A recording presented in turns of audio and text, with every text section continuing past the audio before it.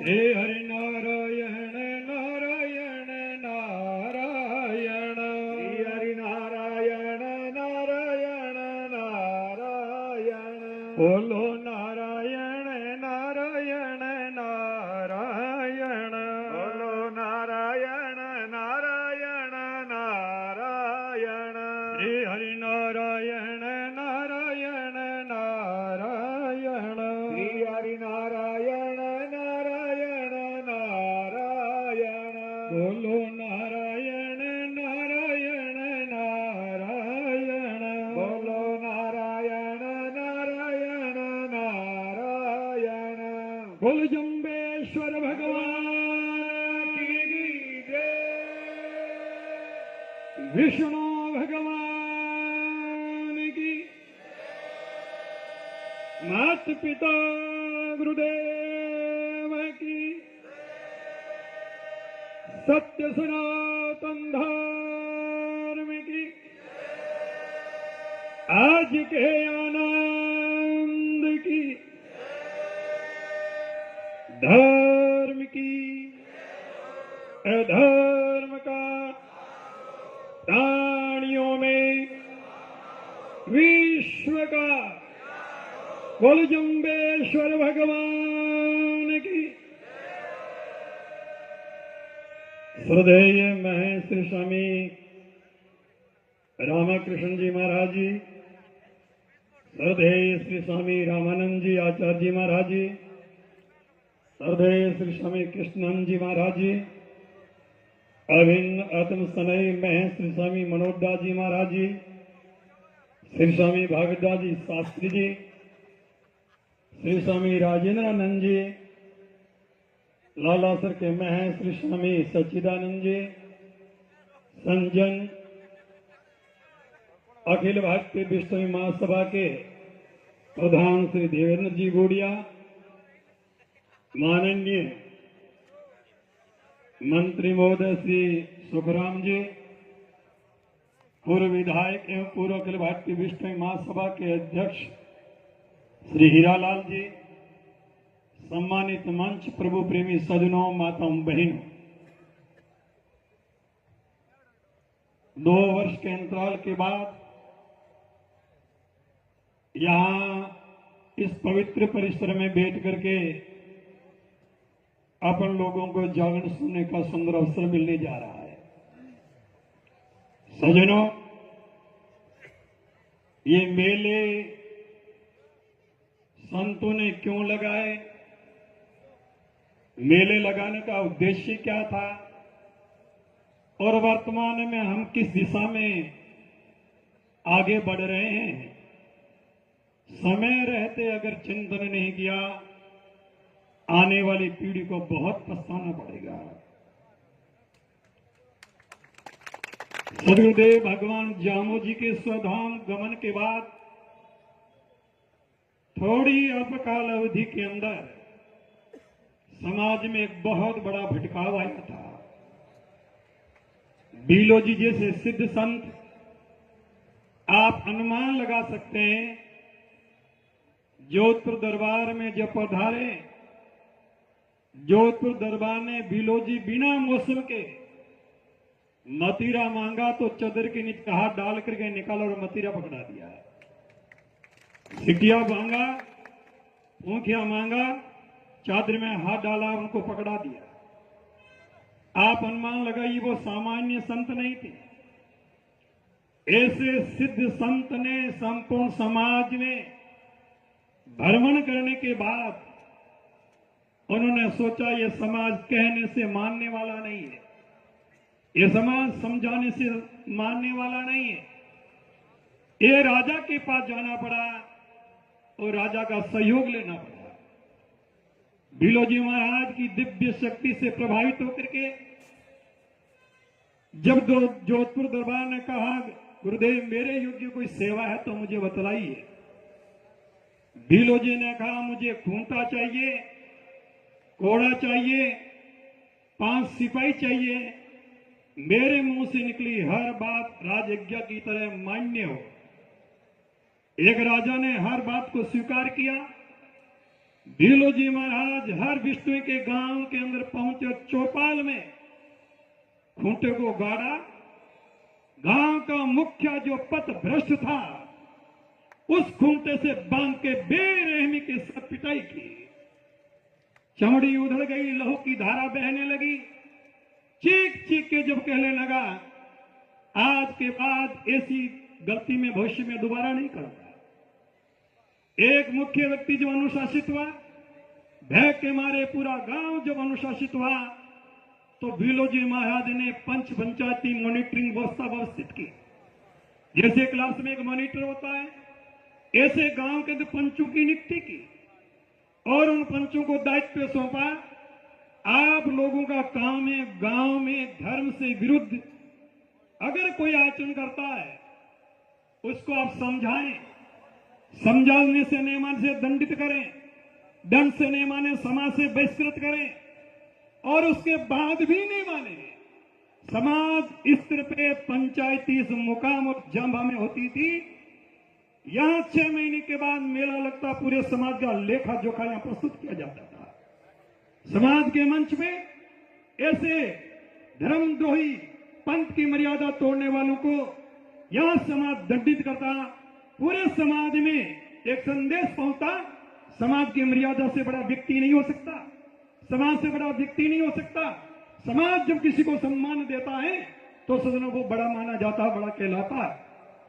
इस तरह से पूरे समाज में भ्रमण करने के बाद उस खूंटे को राशीसर में उन्होंने जाकर के गाड़ा। वर्तमान में वो खेजड़ा जिंदा है। सदनों, एक बहुत लंबे काल खंड तक संत महापुरुषों के द्वारा स्थापित मर्यादा की पालना होती रही।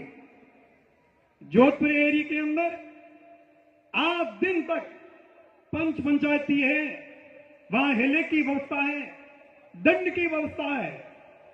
लेकिन वर्तमान में एक दुर्भाग्य का दौर चला रहा है। जो समाज की नाक काटने की कुचेष्टा करते हैं, समाज की मर्यादा तोड़ने की कुचेष्टा करते हैं, वो मंच में आकर के व्यर्थ आप लोगों को सुनते हैं। धिक्कार है तुम लोगों को। ऐसे लोगों को मंच के ऊपर स्थान नहीं होना चाहिए, चाहे कितने खानदान का हो, कितना भी बड़ा व्यक्ति हो। जब तक सामूहिक तिरस्कार नहीं करोगे, समाज की मर्यादा बचेगी नहीं, तुम्हारी इज्जत बचेगी नहीं, समाज की धर्म और मर्यादा की रक्षा होगी नहीं। हम स्नेह स्वार्थ के अंदर अंधे होकर के जब समाज की मर्यादाएं तोड़ेंगी तो सदनों, पंथ का भांजना, गुरु का निंदना, स्वामी का दुश्मन। पंथ की मर्यादा को तोड़ने वाला, गुरु का निंदक, सबसे बड़ा समाजद्रोही मुझे का दुश्मन माना गया है। इसलिए अगर समाज की मर्यादा चाहते हो, हमारी संस्कृति पनपी रहे, हमारे सिद्धांत चलते रहे, जामू जी के नियमों की पालना, और जो उज्जवल हमारा अपराध पंथ था वो भविष्य में भी उसी तरह की उज्जवलता के साथ देखा जाए, तो सुनो, आपको संगठित होकर के ऐसे लोगों का सामूहिक विरोध करना पड़ेगा, तिरस्कार करना पड़ेगा, दंड देना पड़े तो दंडित भी करना पड़ेगा, अन्यथा तुम्हारा समाज बचेगा नहीं। संतों को कोई व्यक्तिगत स्वार्थ नहीं है। जिस तरह से आप अपने बेटे के बारे में सोचते हो, आप अपने परिवार के बारे में सोचते हो, इसी तरह से संतों को पूरा समाज घर की तरह लगता है। मेरे परिवार का सदस्य कोई बिगड़े नहीं, पथ भ्रष्ट नहीं हो, गलत मार्ग पे नहीं जाए। हम थोड़े थोड़े स्वार्थों में इतने स्वार्थ सिद्धि के अंदर लिप्त हो जाते हैं, आंख बंद करके कबूतर की तरह बिल्ली पास में आए, आंख बंद करने से बिल्ली छोड़ देगी कबूतरों को। अगर हम गलत व्यक्ति का समर्थन करते हैं, मौनम स्वीकारस्य लक्षणम, हम भी उतने अपराधी, अपने उतने ही दोषी। भागीरथ जी राजस्थान के प्रथम डीजी थे। उस समय जमाने में मात्र एक डीजी थे। उनके सगे मामा ने बीकानेर में होटल पे कढ़ी खा ली। इस मेले में आकर सगे मामे को दंडित कर हिला देने की तैयारी करवा दी। वो भी व्यक्ति था सगा मामा। एक व्यक्ति ने समाज की मर्यादा तोड़ी, अंतरजातीय विवाह किया, सरकारी नौकरी से सस्पेंड कर दिया, जब तक जिंदे रहे बाहर नहीं हो सका। आप अनुमान लगाइए, एक आईपीएस ने एक आईएएस ऑफिसर की क्या सोच थी समाज के प्रति। शिक्षित होने का मतलब समाज की मर्यादा तोड़ना नहीं है, नेता होने का मतलब समाज की मर्यादा तोड़ना नहीं है, अच्छे पद में पहुंचने का मतलब समाज की मर्यादा तोड़ना नहीं है। बाढ़ जब खेत खाना शुरू कर देगी, उस खेत में फसल कैसे होगी अनुमान लगा सकते हो। सजनों, चाहे कितना भी बड़ा हो, चाहे सामान्य व्यक्ति हो, बड़े लोगों से हर एक आदमी प्रेरणा लेता है। यह मंच पे बोलने वालों की हिम्मत कब होती है? जब आप सुनने के लिए तैयार होते हैं, तब मंच पे बोलने वालों की हिम्मत होती है। अगर गलत व्यक्ति का तुम सामने से विरोध करोगे, इस मंच पे खड़े होने की उसकी हिम्मत नहीं होगी।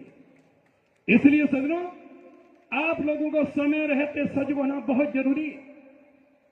और मैं मंच पे बैठे हुए जितने मौजूद लोग अपने आप को जिम्मेवार समझ रहे हैं, उनसे भी मैं अनुरोध करना चाह रहा हूं, अगर आप चाहते हो यह मेले की व्यवस्था व्यवस्थित रूप से चलती रहे, समाज की उन्नति उत्तरोत्तर आगे बढ़ती रहे, जिस तरह से प्रतिभाओं को हम सम्मानित कर रहे थे, अगर समझो तो समाज की असली धरोहर है प्रतिभाएं। लेकिन प्रतिभाएं, समाज प्रतिभाओं से बहुत अपेक्षा रखता है। प्रेम सुख जी ने एक बात कही थी, मैं भी अंतर्जातीय विवाह कर सकता था, लेकिन क्यों नहीं किया? अगर मैं करता तो मेरा अनुसरण कई मेरे भाई करते, और मेरे समाज की मर्यादा है, पंथ की मर्यादा, वो टूट जाती। आप विचार कीजिए, एक संस्कारवान संतति, एक संस्कारवान समाज का होनहार प्रतिभा, वो समाज को प्रेरणा देना चाहती है। मैं इन प्रतिभाओं से भी निवेदन करना चाहता हूं जो सम्मानित हुए हैं, आप भी अपने आचरण के द्वारा यह आदर्श स्थापित कीजिए।